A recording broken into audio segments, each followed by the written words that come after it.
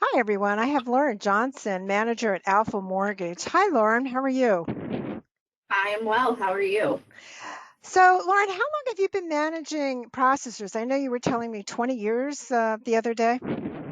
So I've been in the business a little over 20 years, and I've been managing processors for the last seven at least. I was trying to remember how far back, and I'm pretty sure it's about 7 years. Okay, a long time. So, do you remember the days when the processor was 100% administrative and really didn't speak to the borrower, and how that's now all changed? And so, from your viewpoint, is the type of skills that a processor has now the same as what it was in the past? Um, Definitely not. I do remember the time when, and a lot of it was when I first got into the industry where the loan officer handled the communication, and you were just kind of a silent party behind the scenes, but they were the go-to. And then, we've kind of over the past 2 decades, we've really kind of evolved. We want the LOs out in the streets, bringing in the next deal, and that meant that we as processors had to step up our game and really kind of bridge that gap. And it does require a certain skill set. You do need to be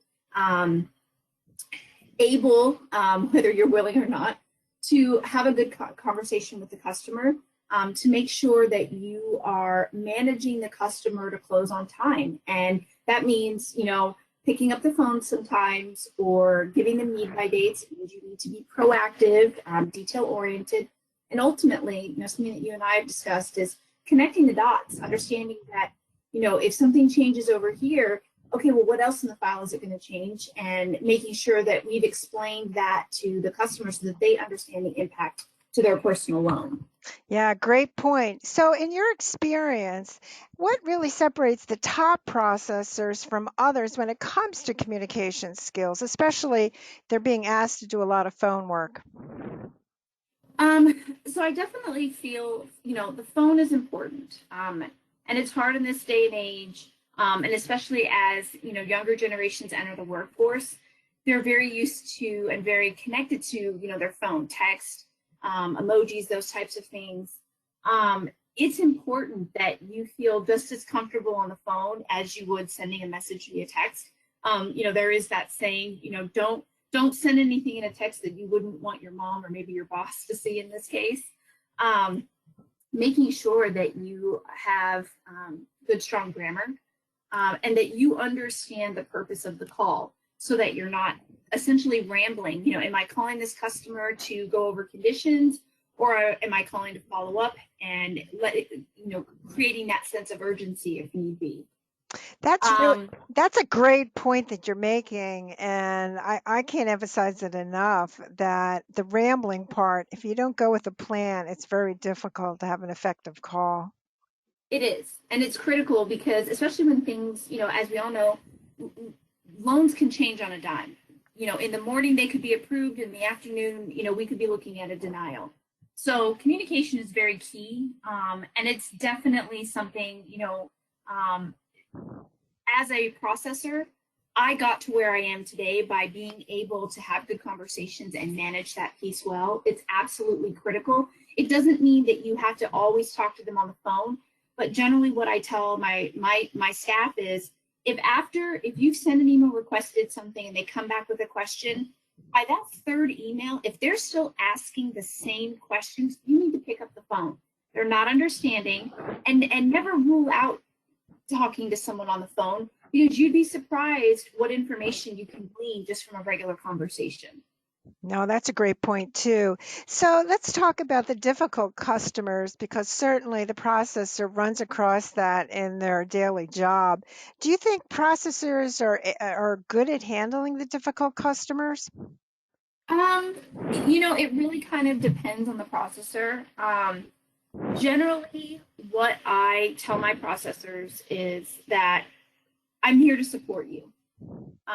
If you're doing the things that I've asked you to do, and you're managing your pipeline, that communication, that customer, it should flow. But we all know that there are borrowers and sometimes agents where they are just they're just not wanting to go with the flow, and they want to drive the process. They have certain expectations that are unrealistic.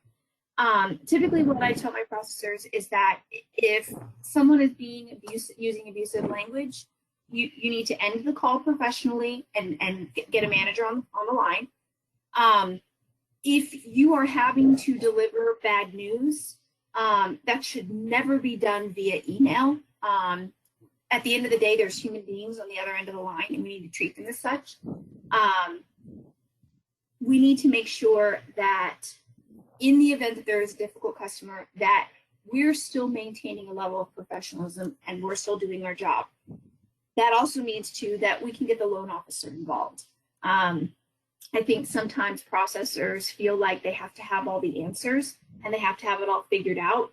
And I would like to say that I'm speaking for everyone in the industry. I'm only speaking for myself. That's not realistic. None of us have all the answers.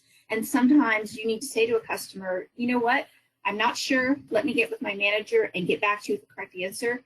The key in those situations is following back up. A lot of times when I, as a manager, have gotten involved with a difficult customer, they are upset because it was poor communication.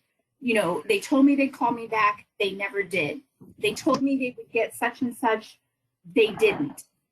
And that's a lot of times where the frustration and anger comes from. So generally what I tell my staff is if you tell somebody that you're going to do something, do it. And if for some reason you can't, follow up and let them know, hey, I know I told you that I was going to get this person on the line at this time. Unfortunately, they're not available. I've reached out to them. I'm waiting to hear back, and I'll get back with you tomorrow around noon to give you some follow through. And it goes a long way to keeping a customer calm and engaged in a positive way. Now, all great points. I can't agree with you more. And here's my last question today, Lauren. When you look at the processor interaction with the borrower, obviously they're a key factor in driving a positive customer experience. Do you really see that changing in the future, or do you think it's going to become even more important? It's definitely going to become even more important. You know, as our field evolves, there are certain functions that are potentially going to be automated, which means it's less human interaction. And that's not always a good thing because computers and AI, they can't look at information the same way that human can. So while that piece may change, I don't ever see a point where there wouldn't be some human interaction from a processor standpoint, whether it's with the borrower, the agent, a third party. And it's all the more reason that we need to have a good grasp on correct grammar, proper communication, and like I said before, what is the purpose of this call, and making sure that you know what you're asking for and why before you ever pick up that phone or in some instances send that email, so that you have a goal in sight, and then at the end of the communication, that goal is reached. Well, Lauren, that's terrific words of wisdom. I really want to thank you today for sharing it. They really right on point. Thanks so much. Thank you.